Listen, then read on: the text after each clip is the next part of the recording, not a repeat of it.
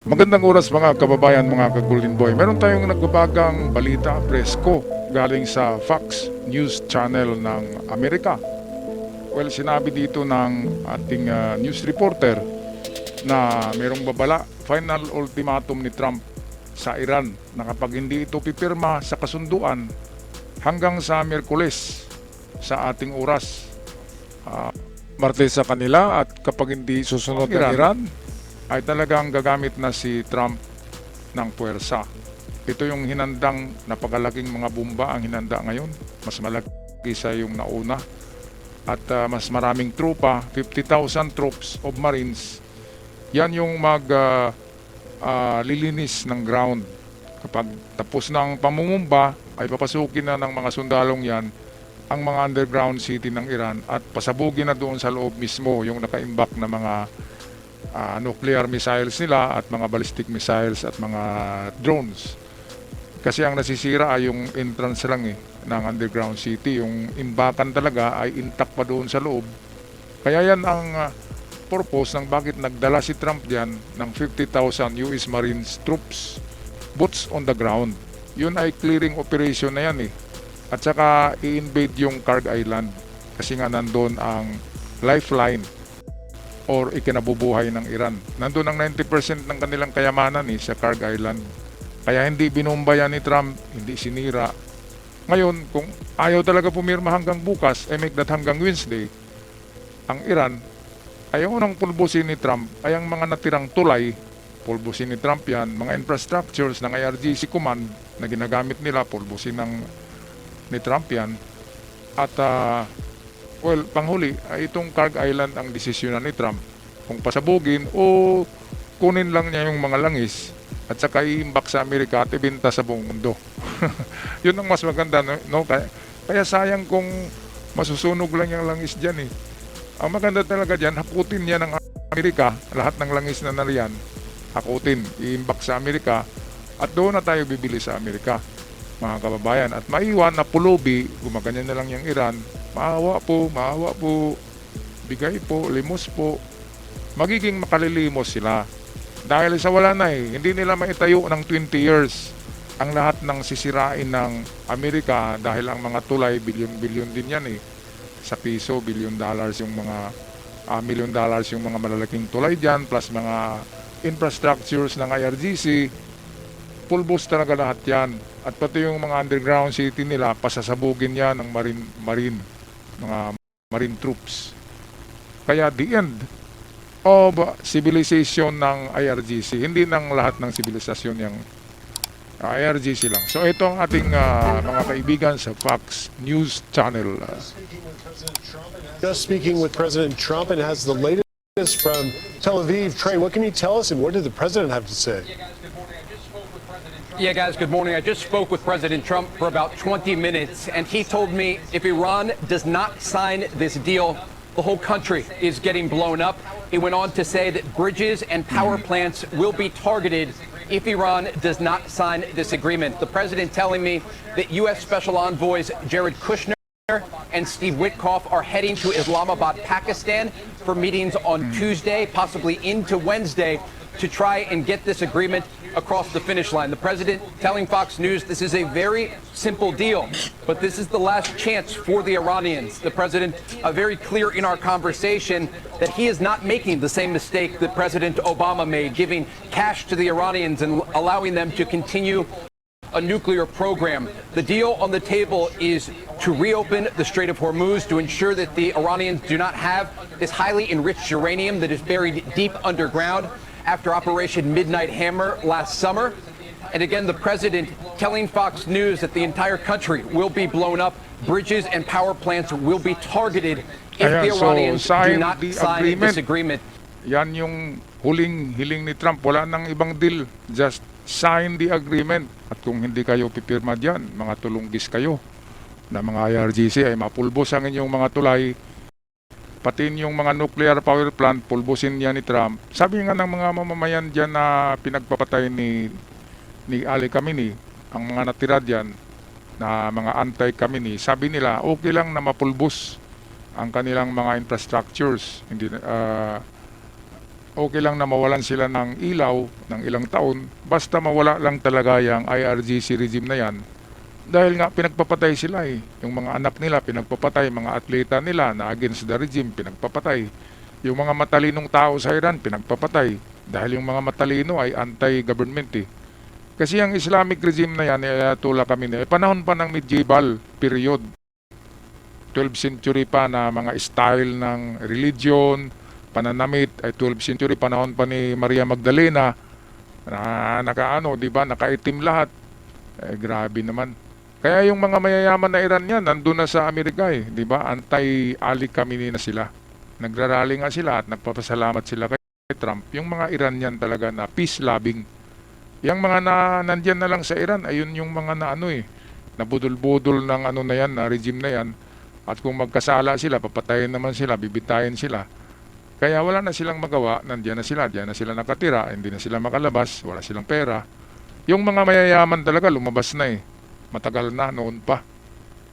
Nang sumibat yung Prince Reza Pahlavi, yung monarchy ng Iran noong 1970s, nang sumibat, papunta ng British yata, ng England. Nang sumibat yun, marami rin sa kanyang supporters ang sumibat rin palabas ng Iran. Kaya ang naiiwan talaga dyan sa Iran ay yung mga makitid lang din na pag-iisip na madaling ma-brainwash, na hiniwala sa Ayatollah Khamenei na kampo ni Satanas, na kaibigan ng Pope Leo XIV o the Islamic Pope. Di ba mga kababayan? Okay, balik tayo sa Fox News Reports. This is a significant development because we are in this less than 72-hour window. This is a significant development because we are in this less than 72-hour window before the ceasefire between the United States and Iran expires. And the president has given the Iranians an opportunity for an off-ramp, an olive branch. He is extending to the Iranian regime to avoid this region going back into war. And the president said the United States military is prepared. He said the U.S. has massive amounts of ammunition, even better munitions than they had in the opening days of Operation Epic Fury, to use against the Iranian regime, to target a variety of different positions across their country if they are not willing to make this good faith deal. Infrastructure ng IRGC sira na, ang kanilang military 70% wasak na. Ang natira sa kanila ngayon na lifeline ay 30% na lamang. Kaya madali na lang siyang tapusin. Sabi nga ni Trump, pwede kong gawin sa 4 na oras lang. Tapos na ang pangbubumba at hands up na kayo kung kayo'y buhay pa. Paano kayo mabubuhay? Ang lalaki ng Bombay. Malalaking klaseng bunker buster ang ihuhulog ni Trump dyan. Hindi yung 200 pounds, 5,000 pounds na mga bunker buster ang ihulog dyan. Sa narinig ko ay gagamit si Trump ng doomsday missile, pero hindi niya lalagyan ng nuclear warhead. Yung konbensyonal lang na pulbura, yung nandun sa warhead ng doomsday bomb. Ang doomsday bomb ay merong 5,000 pounds na bigat eh.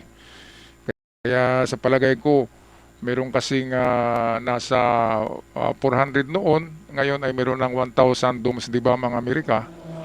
Dahil sa panahon ni Trump, pinalakas ni Trump ang sundalo eh, ng Amerika, pati paggawa ng mga armas. Kaya palagay ko ito na yung ihulog ni Trump, kasi paano mo tatapusin ang gira na 4 na oras kung hindi doomsday bomb ang ihulog mo. Pero okay lang, hindi naman nuclear yon, ay talagang malakas lang talaga. Okay, so tapusin na natin ang balitang to, courtesy ng Fox News. And again, he tells Fox News that his special envoys are headed to the Middle East. And they are going to try. And again, he tells Fox News that his special envoys are headed to the Middle East, and they are going to try and get this deal across the finish line. So, ayun, but this is in the hands of the Iranians if they are willing to make a good faith agreement. Mga negosyator, kasama diyan si Rubio, saka si J.D. Vance, ang Vice President. At siyempre hindi diyan magipag-usap si Trump dahil naniniwala naman si Trump sa kakayahan ni Rubio at ni Vice President J.D. Vance. Kaya bukas, kapag hindi pipirma ang Iran, matatapos na rin sa Miyerkules ang ceasefire. Kaya pwedeng mambubumba na naman muli ang Israel at Amerika. Ang Israel talaga ay talaga yan eh. Talagang hitman talaga yan. Alam nila kung ano ang bubumbahin eh. Inong nakaraan na linggo, yung intelligence officer ng IRGC tinudas ng Israel eh, sa missile lamang. Kaya palagay ko itong si Muhammad Bagher Ghalibaf, ay nasa crosshair na ito, nasa cross na yan. Crosshair ng missiles ng Israel. Kasi ang Israel talaga ang hitman eh. Sila Donald Trump eh parang nag-ano lang siya clearing, pero yung talagang precise na mag-strike ng missile na bawat strike ay mayroong mawawala, malalagot na mga opisyal ng IRGC. Israel talaga ang magaling dyan, mga kababayan. Alright, so anong masasabi nyo dito sa taktika ng Iran na patagal-tagal, makipag-deal ngayon, and then patagal-tagal na naman, and then hindi naman makipag-deal. Sabi ni Trump, pinaglaruan nyo ang peace deal. Kaya malalaman nyo sa Wednesday, pagkatapos ng ceasefire, ay muli ko kayong bombahin.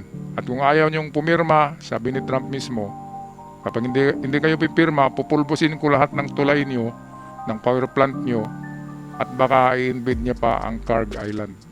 Kaya wala na, zero finance, wala nang financial na mapagkunan ang Iran. Kung makuha yung Kharg Island, wala na silang langis. Katapusan. At siyempre, frozen yung mga asset ng opisyal, hindi ma-withdraw sa mga bangko, wala talaga. Wala silang patutunguhan eh. Kaya dapat gamitin nila ang kanilang mga kukuti na nakasemento na, nakakabilyada pa nga, nakaano pa nga yata, nagkakabilya pa yung mga semento sa utak nila eh. Kaya ang titigas talaga ng utak nitong IRGC. Bakit tayo nagagalit? Dahil naghihirap tayo ang Pilipinas dahil diyan. Si Robin Padilla naman, iba yung kanyang kinagagalit eh. Galit siya kay Trump eh. Tapos doon siya pumapanig kay Ali Khamenei. Dahil ba sa bading yung anak ni Khamenei at bading yung kapatid ni Robin, ganun ba yon? Anong analogy niyo mga kababayan? Santo Papa, isa pa rin, di ba? Dahil mga lahing bading, doon kumampi kay Ali Khamenei. The Islamic Pope, Leo XIV, yan yung bansag sa kanya ngayon sa Amerika. Alright, anong masasabi niyo dito mga kababayan sa pinapatagal-tagal, pinaglalaroan lamang na peace negotiation ng Iran kontra sa Amerika, which is parating na yung deadline. Sa Wednesday, tapos na ang ceasefire, balik na naman sa bombahan. Paki-comment sa ating comment section. Ako'y magpapaalam na maraming salamat sa aking mga avid followers at sa mga bagong visitors. Malaking tulong ang pag-subscribe. Paalam at ingat ang lahat.